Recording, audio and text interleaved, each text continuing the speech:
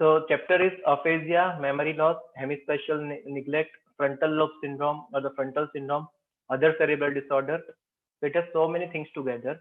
NEET SS it may be useful. Practical exam very useful. Specifically the aphasia part. That's why I want to take it properly today. And then the clinical practice part definitely it is very useful. So aphasia is bare minimum to know in higher mental functions. Then again I will tell what we talk is language, not the speech. Okay. So if you really want to improvise your case sheet from tomorrow, when you are writing higher mental function, write language there. It will make a lot of difference for the person who really knows what is language and speech. So first, we will understand this concept of association cortex. See, when we started today class, it was motor, it was sensory, and mathematics was so easy. If we know the tract, we can localize the lesion and associated symptom and duration of acute, subacute, and chronic. We can identify etiology and diagnosis is done. So that becomes the key chief complaints to make a diagnosis. Most of the time, these other symptoms, what we are dealing, they are not the chief complaints, but they are associated symptoms, which gives a very definite or very good clue to prove the diagnosis. If hemiparesis has aphasia, means I'm very sure I am dealing with something at the gray matter in the inside the skull. It's a central level gray matter or the cortical level I am dealing the problem. If it doesn't have exactly aphasia and all, then my thinking goes down. Am I dealing at brainstem? Am I dealing at higher cervical spine? Okay. So these are the features. If you identify their present, which helps you in localizing diagnosis very properly. Okay. So association cortex concept is something. It's a non-motor, non-sensory, modality selective, heteromodal, paralimbic, and limbic area. Whatever these names are there, it is for the same association cortex. But what is their function? Their function is very important. It serves out the purpose of cognition, emotion, and behavior. So these are very important aspects of life. If it is problematic, the quality of life definitely goes down. So, as such, there are five large-scale networks which are most relevant to clinical practice. There are so many networks, but these five are something important, which are important to tell us the diagnostic clue as well as these are the five networks we expect in the case sheet. Somehow it is represented. So first is left dominant perisylvian network of language. Okay, not speech, language. Right dominant parieto-frontal network of the spatial orientation that we'll be discussing in subsequent class. Occipito-temporal network for the face and object recognition. Limbic network for the explicit episodic memory. Okay, I've written as a very proper thing here from Harrison. Explicit episodic memory, because if you are actually following those daily points of our Harrison, it is written very clearly in the same chapter that brain doesn't have specific area for the stored memory. There is not a single area where the memory is getting stored. Prefrontal network for the executive control of the cognition and behavior. These are the five things we assess when we identified lot of etiologies. And even the default mode network is something which is now becoming one more area that is expected. It is important for the higher mental function. So these are the five major areas we should be knowing. Now, left dominant perisylvian network of language. This is the point of discussion or the last point of discussion for today's class. So just relax your mind, but correlate with your each case of hemiparesis or the stroke you have seen, or where we have actually assessed for the language, not the speech, assessed for the language. And how did you assess and how we can improvise and what clues can come from here. Okay. So this is one chapter we should go little slow, which will help us further. So the function of this perisylvian network of language is production and comprehension of words and sentences. The area are Broca's area, which is located in inferior frontal gyrus, and the Wernicke's area, which is parieto-temporal junction. Broca's again is the fluency of verbal output and grammatical structure of sentence, while Wernicke's area is for word and sentence comprehension. We tell it's the Broca is more of the motor or the fluency area, while Wernicke is more of the sensory or the comprehension area. But area of critical for word comprehensions are more closely to the anterior temporal lobe rather than Wernicke's area. This is just one line from Harrison. You can completely ignore it. Okay, maybe in MCQ it can help, but in clinical practice, no need to remember. In exam, no need to remember. So it is just telling it is not just Wernicke. The knowledge which is running for a long time, It's improvising. So there is some other area also which is doing comprehension. Now this is line I have shared as a fact, very important. In 90% of the right-handers and 60% of even left-handers, the aphasia will occur only after lesion of left hemisphere. So we always start even history in neurology. A 32-year-old male educated up to this level, a right-handed individual, something. We will tell handedness from starting to give the clue that what we are dealing here. Okay. So this is important. It is not always the right dominant means left is language and left dominant or the patient is the left-handed means right is language. The language has preference towards left. The language has preference towards left. So in 90% the rule is getting followed when you're right-handed. Even you're left-handed, 60% your left is operating for language. So you can actually expect things how it is happening. So in even a left-handed individual, left side of area is affected. There can be the language-related aphasia, right? So this is important to know, a very important fact to interpret, and this will be asked in Viva also. Yeah, this is something just before we go, a very simple diagram to see, to imagine things, that this is the Broca's area, and this is what we see is the inferior frontal gyrus here, and this is the Wernicke's area, which is surrounded by the angular gyrus as well as the supramarginal gyrus and inferior parietal lobule. Okay, and once we go further, we will understand that how these areas are connected to each other, how they are connected to auditory cortex. So initially, when I gave that example of a morning walk in the garden, that when you say good morning to someone, and when someone is waving hands and telling good morning to you, the level of coordination was such a high thing from auditory cortex to Wernicke's area to conduction part to frontal area in a way of motor cortex as well as to the Broca's area, and then we speak out the words and we wave the hands. So that all coordination is happening in a fraction of a second. Okay, so this is the how total language network is established. Now, before we actually localize the lesion, first we should know how to even assess this. The first component is naming. It can be in any order. I start with spontaneous speech and after that I go with others, but it can be any order. This is what is given in Harrison.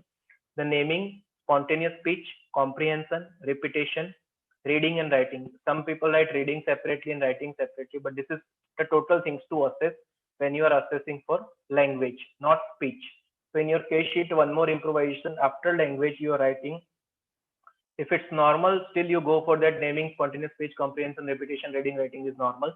Or you can tell each component what is the problem. Then it will be very easy to see for the things. So first component is naming, what is given in Harrison we will discuss. So it is the deficit of naming is called anomia and is the single most common finding in aphasic patients. This is the most sensitive clinical finding for the aphasia. It is present in almost all patients of the aphasia. So there, when asked to name a common object, then patient may fail to come up with the appropriate word. Like there are two kind of anomic aphasia. Then they may provide or circumlocute the description of the object. Like they won't say pen, it's a thing for writing. Okay, may come up with the wrong word even. Then it's a paraphasia. So whenever this paraphasia is there, so when the purpose is almost similar, when they tell pen for pencil, at least we know it is the object which writes. Then it's called semantic paraphasia. But if they make some mistake in like telling the exact way pencil, they tell plentil instead of pencil, then it's a phonemic paraphasia. Okay, so paraphasias are of two types, semantic and phonemic. Okay, as such, how does it help you? It helps you for Viva. That's how it is important to know. And more importantly, something when you're asking how you interpret it, that anomia is there or not. Someone tells anomia is there. Okay, which kind of thing, semantic or phonemic? Why you are asking this? Because I want to know how did you actually interpret your thing. Second part is spontaneous speech. A fluent speaker is appropriate. That's a very important word. Appropriate output volume, phrase length, and melody. Non-fluent means sparse and halting speech, and average utterance length is below 4 words. Okay, sometimes this happens to us in Viva that we get this non-fluent aphasia, and sometimes sadly we get fluent aphasia that we are telling fluently wrong things.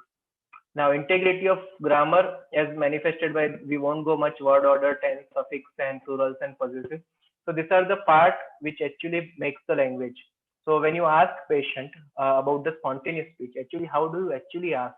So you ask the open-ended question to patient, describe about your job, describe about your previous thing, or how any significant event. And when patients start answering, you start analyzing this component.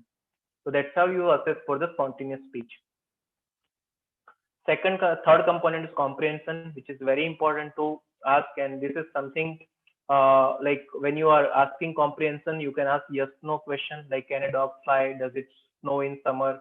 Or you can ask the patient to point out the appropriate object. Where is the source of illumination in this room? Or asking for the verbal definition of single word. That's how the comprehension is getting assessed. Okay, so comprehension means whether patient is really understanding what you are trying to tell or not. So that is very important point to assess as the third component. Fourth is the repetition. So you can ask patient to repeat single word, short sentences, or string of the words such as no, ifs, and or buts. Okay, I don't know. This is something very famous sentence, but in India I'm not able to practice it at all, so I don't use it. But in local language, whatever few sentences are, you can use. Now remember one thing. Here you are actually assessing for the repetition, simple repetition. So even if I ask you to repeat the word repetition, I'm assessing it. Okay. So don't do that game with patient of telling hippopotamus and all. Okay. Because that is the dysarthria and palilalia rather than the assessment of aphasia. Okay. Here it is actually a very simple test of repetition. You can put single words or even short sentence also. So that can get easy thing. But you should be very careful not to play with patient like hippopotamus or in so many words, Dhritarashtra and all. I don't know whatever things people are asking, but don't play with game when you're assessing for the language. When you're assessing for dysarthria, we have a lot of game to play. Yeah. So reading and writing, it assess for deficit in reading aloud as well as the comprehension. Let's say something inability to either read aloud or comprehend written word in the sentences. Well, agraphia or dysgraphia is something, an acquired deficit in spelling. Someone might be telling that he also makes a lot of spelling while making notes. So I have a certain degree of agraphia, accept it. Yeah, so Wernicke's aphasia. Like once we have seen all these five components are to be assessed, we will see in each aphasia syndrome what happens to this five component. And at the end, I will give a very simple algorithm and one summary from Harrison that when you get aphasia, how you actually go ahead. So Wernicke's aphasia clinically, the comprehension is the key thing, impaired for spoken and written words and sentences. So spontaneous speech is voluminous but uninformative. Sometimes we can tell that the politician's speech might be the Wernicke's aphasia, or sometimes our long answer in the exam, it's like written Wernicke's aphasia. We all have done that. Even sometimes in Viva we do that. So simple important things to remember the character of Wernicke's aphasia is the fluent. Don't tell me that the last chapter of palliative care and all was the Wernicke's aphasia. Okay, that was also a very important chapter to know. So now here go for this part of spontaneous speech component. That's the first things to assess. It is fluent but highly paraphasic and circumlocutive. It's a paraphasic error may lead to string of neologism. It's called jargon speech or jargon aphasia. That is commonly again favorite among examiner where you get jargon aphasia. It's nothing but the Wernicke's aphasia. Speech contains few substantive nouns, not much. Gestures and pantomime do not help to improve communication. This is very important. Patient may not realize that his or her language is incomprehensible. Okay, so that is like all irritation to listener, not to the patient. He is not aware even that he is telling this thing. Okay, so that should not happen in your Viva at least. The ability to follow this is very important because this mistake we have seen very commonly during rounds and the exam, that the patient of this Wernicke's aphasia actually can follow the simple commands. Okay, you ask them that raise your hands, they will do it. Sit up in your bed, you do it. They're actually the simple command related reflexes which patient has been trained for a longer time, for which he doesn't need comprehension even. So that is the point you have to remember. These are not the exact question to ask. But if you ask a simple question, what is your name? He won't be able to tell the correct answer properly. He can't comprehend what you asked. Okay. So this kind of uh, mismatch or the paradox is there, then you should suspect it is Wernicke's aphasia. So they have written that the dissociation between the failure to understand the simple question in a patient who rapidly closes his or eyes or follow the simple commands is a characteristic of Wernicke's aphasia. So this is very important point in practice when you're going bedside and your examiner or your round consultant asks you that did you check for Wernicke's aphasia for stroke, and then you ask patient that close your eyes and he closes and you tell no sir, patient is understanding the command. No, these are the commands which do not require comprehension. You ask another simple question: what is your name, where do you live, what is your job, and then wait what he speaks. Then you will realize what is Wernicke's aphasia. So it is not the simple axial commands you will use to assess Wernicke's aphasia. It's very important clinical note to take. Okay, repetition, naming, reading, and writing also are impaired. Okay, so the repetition, all other component what we told, it's also impaired in the uh, Wernicke's aphasia. Okay, so as such, we tell out of 5 components, spontaneous speech is there, but it is kind of completely useless. Okay, for us. So patient doesn't know that it is what is speaking is actually right or not. Now, second comes is the Wernicke's aphasia. What are the causes there? Posterior portion of the language network, and yeah, this is your MCQ. Embolus to the inferior division of the MCA. Inferior division will cause Wernicke's aphasia. Okay, so inferior division of MCA, even in Viva, Wernicke's area is affected, means what you're expecting, which level of MCA stroke, inferior division of MCA is the level you are expecting, and which supplies to the Wernicke's area. Other common cause can be like anything at that area, hemorrhage, trauma, tumor, anything at that area can cause this problem. What are the associated findings? So what happens nearby this Wernicke's area or the temporoparietal junction? So right hemianopia can happen for them. Mild right nasolabial flattening also can happen. Now see, Wernicke's aphasia prognosis is also guarded. Okay, it is very difficult to use speech therapy for them because it is common sense for us to think a person who cannot comprehend, how can you treat them so easily? So the prognosis is actually poor in Wernicke's aphasia compared to the Broca's aphasia. Broca's can comprehend, can follow your command easily. That's why it is easy to treat. Now coming to the Broca's aphasia, it is again the spontaneous speech component you assess. It will be non-fluent, interrupted by many word-finding pause. Usually dysarthric it will look, but it is enriched in meaning-appropriate nouns. So we have so many consultant in rounds. They use this Broca's aphasia trick. They will just tell you 2-3 words, and you have to understand everything out of that. Okay, so they use this Broca's aphasia trick, and sometimes it is everything is meaningful in that. And important part is they are dysarthric in nature, and we tell sometimes the speech is telegraphic. Okay, so telegraphic speech is nothing but the Broca's aphasia. Naming and repetitions are impaired. Comprehension of spoken language is intact. And this no need to point out that what is intact and all. We have very beautiful table in Harrison that we will be discussing. Just try to understand how they will be coming. And if you have actually time, I have not taken the screenshot of Harrison part. In this chapter, in Broca's and Wernicke's, they have given clear description of a story of a patient, that how this speech will look. Or you can see so many YouTube videos where you have this kind of patient. So I will try to share with our, I will tell my neurologist to do that. So comprehension of spoken language is intact, and patient with Broca's aphasia can be tearful, easily frustrated, and profoundly depressed. Why? Because they are aware of their illness, that they are not able to speak it properly. Okay, that's why this kind of thing comes. The Wernicke's fellow is enjoying. Broca's aphasia clinically, again, thing additional features can be right facial weakness, hemiparesis, or hemiplegia. One more common thing associated with this is buccofacial apraxia. Okay, apraxia is something inability to carry out motor command involving oropharyngeal and facial. As such, inability to carry out motor command is apraxia. If it is limited to buccal and facial muscles, it is called buccofacial apraxia. So if you ask patient to demonstrate how to blow out or how to blow out a match or suck through a straw, he won't be able to do it. But if you give them straw, they know how to use it. Okay, so that is called apraxia. So as such, motor function is intact, but he can't show it how actually it is done. So that is called buccofacial apraxia, which can be associated with the Broca's aphasia also. Causes again here what we are occlusion of the superior division of the MCA. Okay, so Wernicke's was the inferior, while Broca's is the superior division. And other causes like mass lesion, tumor, hemorrhage, and abscess, anything at that area can cause it.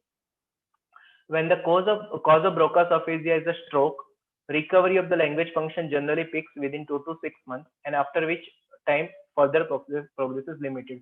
This is very important line. As a physician, whenever you have seen case of stroke who has Broca's aphasia, it is your duty to at least counsel your patient and patient relative how it is going to take its natural course, and you should encourage them for the speech therapy. Maybe there's a one component which is commonly missing in the care of stroke, because we think whatever comes ultimately it's aspirin, clopidogrel, and statin, right? So somehow that is become a thought process. If the that golden window is missed, then thrombolysis is not done, then stroke becomes a so-called cabbage case. But you have a lot of things to improve for them with physiotherapy, occupational therapy, and speech therapy. So that should improvise your practice.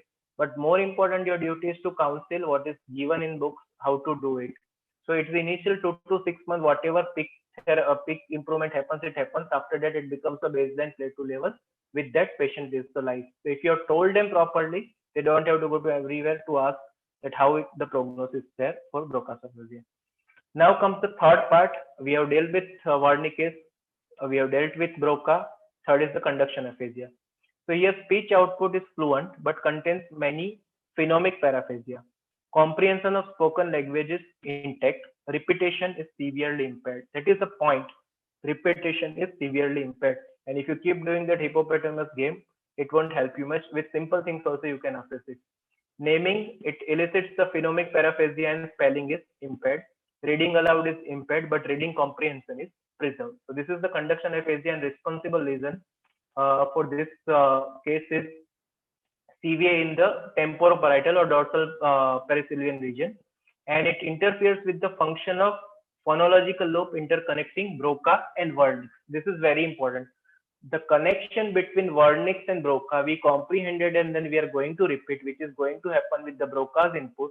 That total component of communication, which is repetition, the main function, is impaired. That's why the conduction aphasia is the conduction loop between the Broca's and the Wernicke is disturbed, and you get the predominant finding as a stimulus as a conduction aphasia. Okay, so occasional sometimes there can be transient Wernicke's aphasia also, and it is associated neurological sign in conduction aphasia is vary according to site of primary lesion, because there's a big area connecting the Wernicke's area and the inferior frontal gyrus of the Broca's area. So in that area where the lesion is located, according to that associated finding can come. Then comes the next part, the transcortical aphasia, which are two types again. One is fluent, means it is like Wernicke's. Second is non-fluent, means it is like Broca's. But here the only difference which comes is repetition is intact. Okay, so it is just associated area there which is affected. So here you can see the fluent or the transcortical aphasia is similar to those of Wernicke's aphasia with intact repetition. That is a clinical key point you should know. And the lesion site will disconnect the intact core of the language network from the other temporoparietal association. And you will again get associated neurological finding like hemianopia and all. And this is important. The cerebral vascular lesions in the posterior watershed zone and neoplasm that involves the temporoparietal cortex are the key thing for the Wernicke's area, and that causes transcortical aphasia. So watershed, in fact, what we use commonly in the practice, if it is between the posterior circulation and the middle circulation, transcortical aphasia, which are of fluent type, is likely. While in the other part of the non-fluent, it is similar to Broca's, but repetition is intact. So now what we have learned till now, Broca we have learned, Wernicke's we have learned. Now, if these two are intact, but only repetition is gone, it's become a conduction. Then we are again going for transcortical aphasia, which can be fluent, which is Wernicke's, where repetition is there, which can be non-fluent, which is Broca's, but repetition is there. So these are the aphasia we have described till now. So repetition is intact, and the neurological examination may be otherwise intact in this patient, but a right hemiparesis can coexist.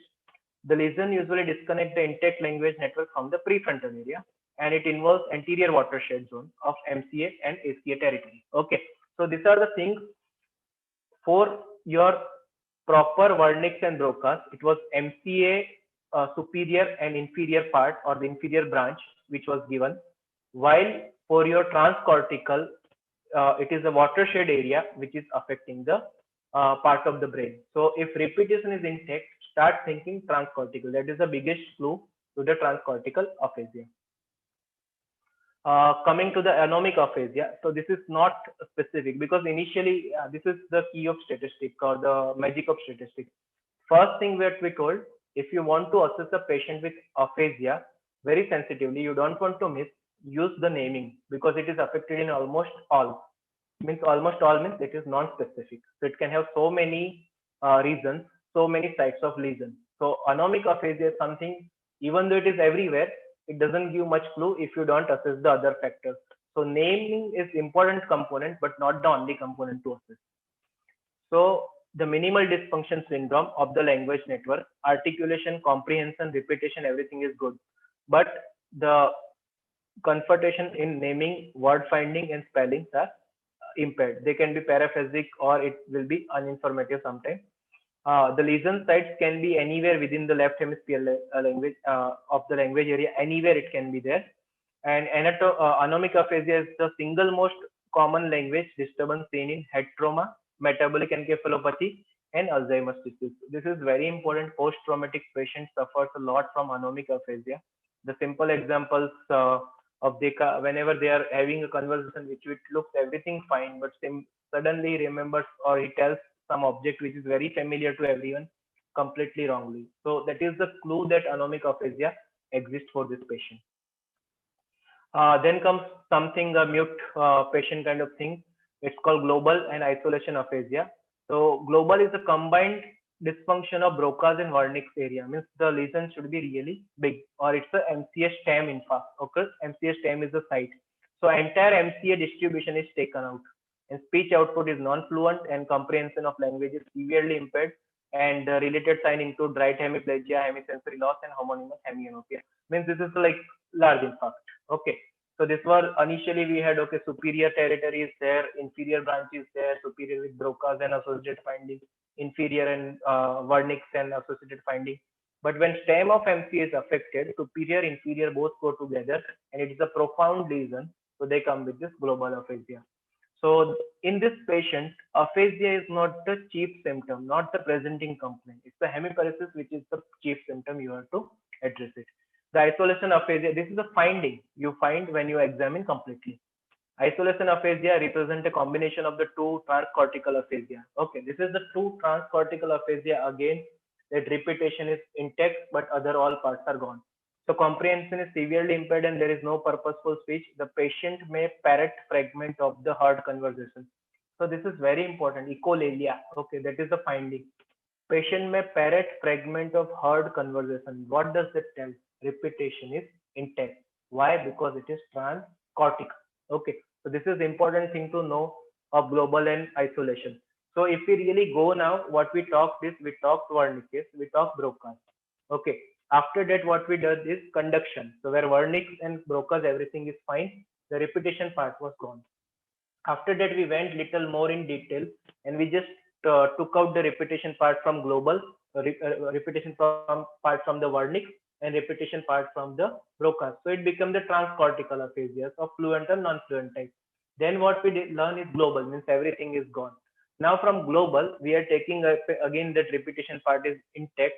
It becomes the isolation aphasia. So isolation is equal to transcortical fluent plus transcortical non-fluent. It is isolation aphasia, and they can hear the word and keep repeating it. That's called echolalia. So that is the MCQ which is commonly asked, that echolalia is a feature of which kind of aphasia. That's the isolation aphasia. Global and isolation aphasia, the area which is affected is expected Broca's and Wernicke's area tends to be spared, but the connection to them is gone. Okay, so in isolation aphasia, that is the important part to understand. It's a connection from the surrounding. So even those areas are intact, they are not functioning. So this is more for isolation aphasia, not for the global aphasia. And lesions are patchy and can be associated with anoxia, carbon monoxide poisoning, or the complete watershed zone infarct. Okay, now this is something again interesting, complete watershed zone infarct. Because we told that anterior and middle, that ACA and MCA watershed is there, then we are getting transcortical fluent aphasia. transcortical non-fluent or the Broca's type aphasia. If it's a MCA and PCA, we are getting transcortical fluent, means Wernicke's type aphasia. Now, if it's a complete watershed zone infarct of both, you get two things together and then you tell it's a isolation aphasia, right? So this is the concept which we'll put for the picture here. Now the one finding comes is the pure word deafness. At this point, we have actually completed what is required for your stroke case. Now what we are going to describe is more of the some understanding in the language network. Okay. So pure word deafness is the no difficulty in understanding the written language, but can express themselves well in the spoken or written language.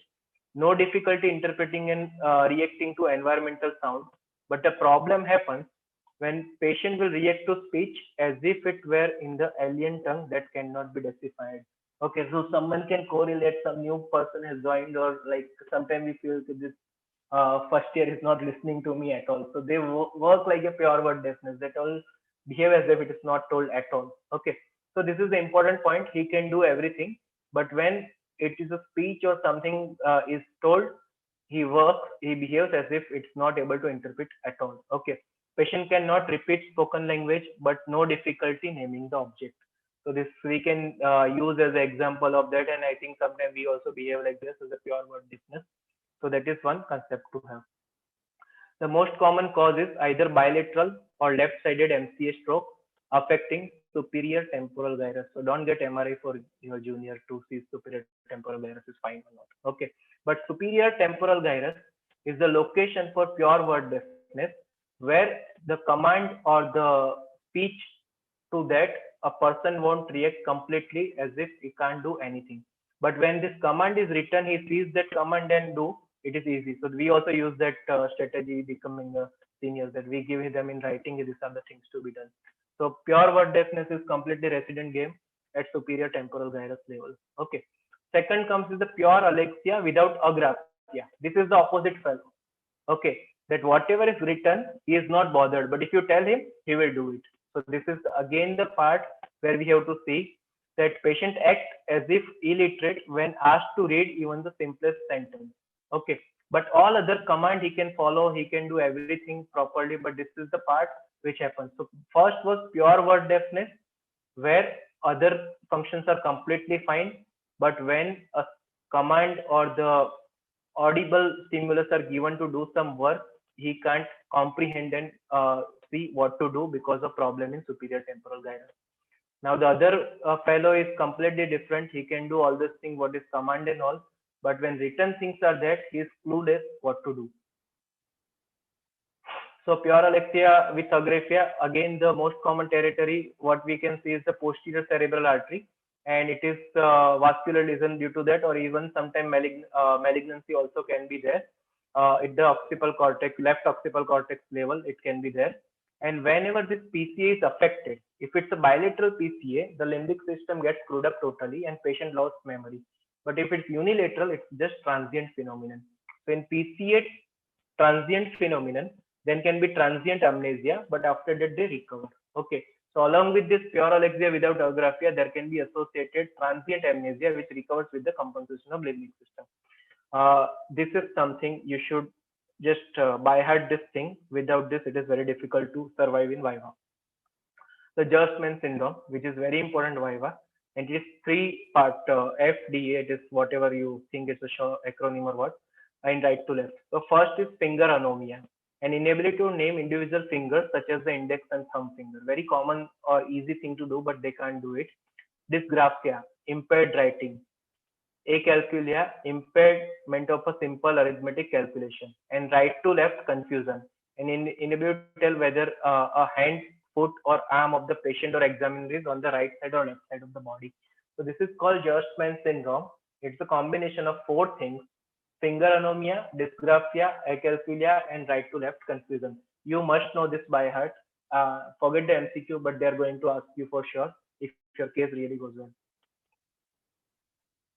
When it is acute and in isolation, it is commonly associated with a damage to inferior parietal lobule. So this becomes the MCQ point. Gerstmann syndrome. What is the site of lesion?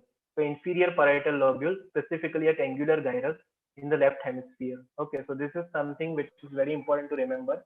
it can be part of the Gerson syndrome. Then uh, apraxia of the speech. Okay, so first what we discussed was totally the language problem. Now we are going just to the condition called apraxia. Ignore the word speech at present. These are the articular abnormalities in duration, fluidity, and stress of syllabus. So all this, what it tells, duration, fluidity, and stress of syllabus, it tells it's a problem at dysarthria. But dysarthria here in apraxia is not caused at the level of the cranial nerve. They are caused at higher level. That's why the term comes as apraxia. Okay. So it can arise with CVA in the posterior part of the Broca's area or the even frontotemporal lobar degeneration with tau deposition disorder. That's the tauopathy. So this FTLD is a very common acronym used. It's a frontotemporal lobar degeneration, because in subsequent slide we'll be using that frequently, so you can note down this is the what it means. Then this is also a Viva question. What is aphaemia? It's a severe form of acute speech apraxia. It presents with severely impaired fluency, often mutism. So sometime in life we have realized or we have felt this aphaemia. We can't say anything. So writing, reading, comprehensions are intact, and so this is not a true aphasic syndrome. Okay. So CVA in the part of Broca's area or subcortical lesion, occasionally the lesion site is medial aspect of frontal lobe or even the supplementary motor cortex of left hemisphere. So aphemia, these are the sites to have affected near the Broca's area, either the medial aspect of frontal lobe and may involve the supplementary cortex. Then comes the apraxia, idiomotor apraxia. That was speech apraxia. Now it's idiomotor apraxia, means the command what we are giving, he can't follow exactly. So command to perform a specific motor act like cough, blow out a match, he can't do that. Or even the pantomime, the use of common tool, a comb, hammer, straw. Like how do you use comb? You ask this question to patient in absence of real object, he can't do. But when you give him the comb, he can definitely do it very easily. So this is something uh, called apraxia. It represents a disconnection between the language network from the pyramidal motor system. Okay, so means he's getting the command, he knows the things, but the connection is not there to pyramidal tract, that how he will do that thing. Okay, so that is the exact problem of the apraxia. So almost always is caused by the lesion in the left hemisphere. So apraxia is the problem of the left hemisphere.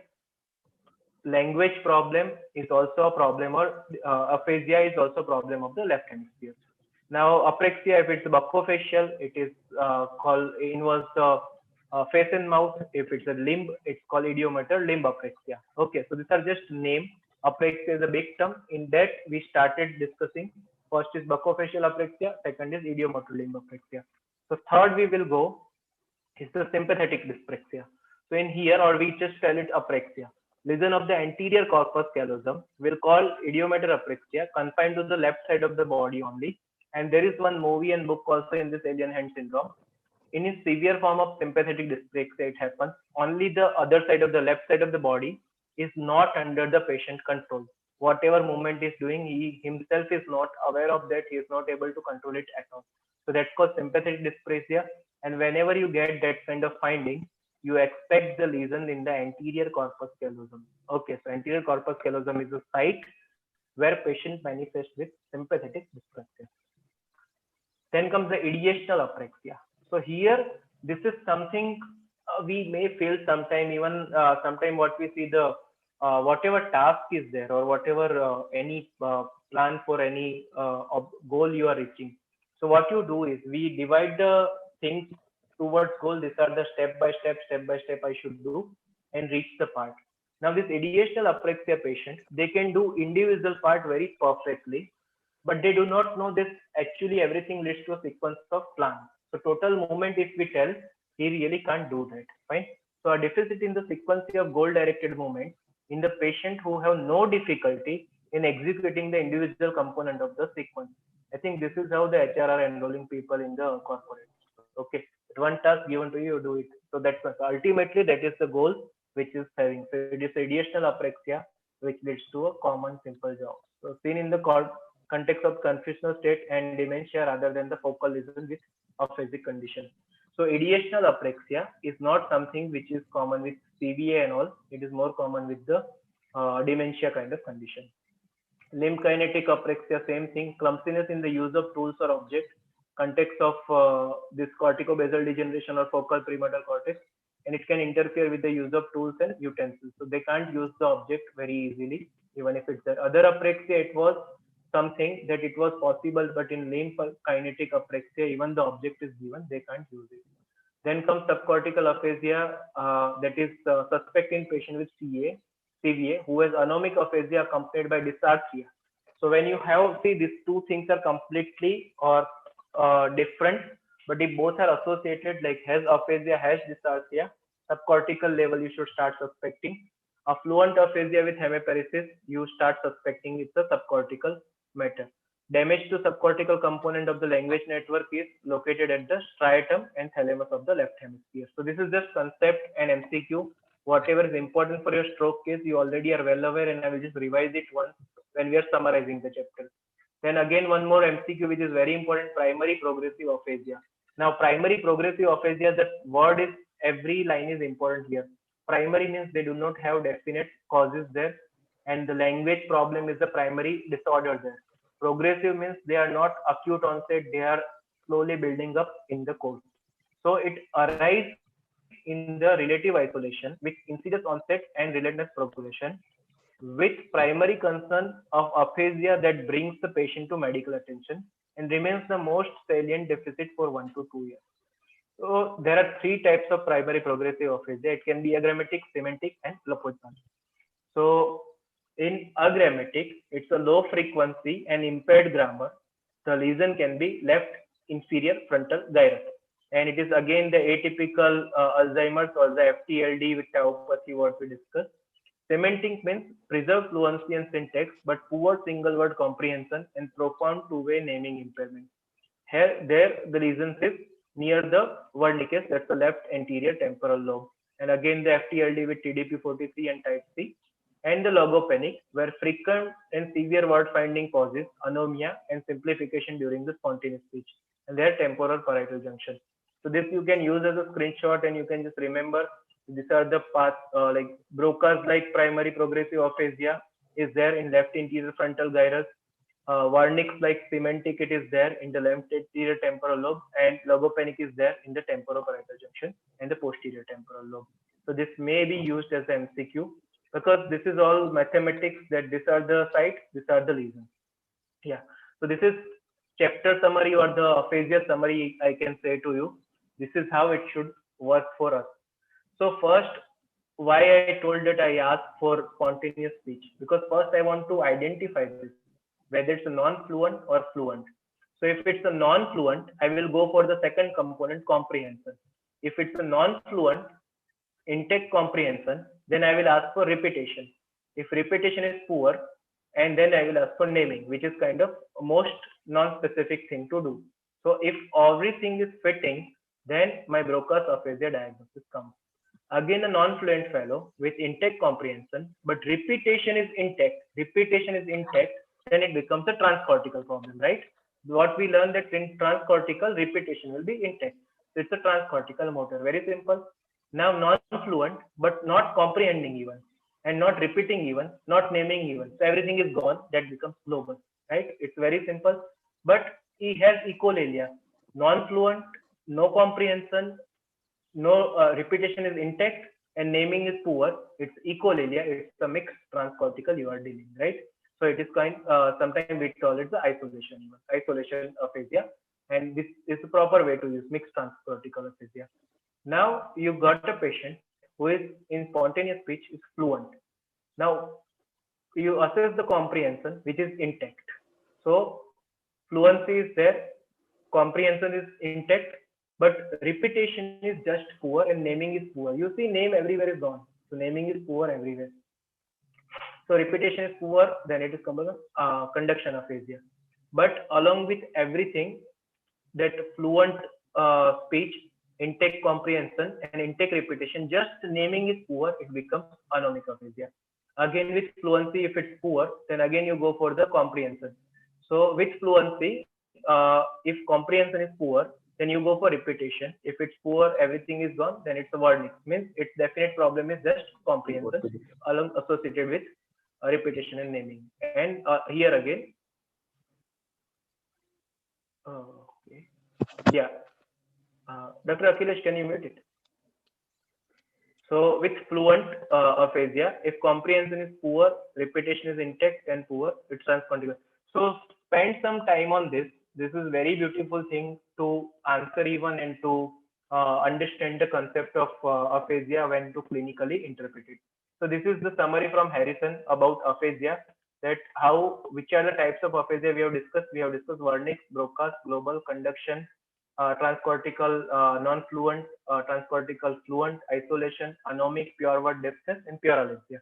So it has written very clearly what happens to comprehension, what happens to repetition, what happens to naming, and what happens to fluency. Just note down here in the pure word deafness and pure alexia, naming is implied. That can be MCQ. I think that's what we asked in the first paper also. So this is very important part to see. Naming is somewhere totally gone. After that, if you think logic, then this table is really easy. You yourself can just put this point, put this 4 points, and you start writing. You will get exact thing how it works. So I think let us end it here.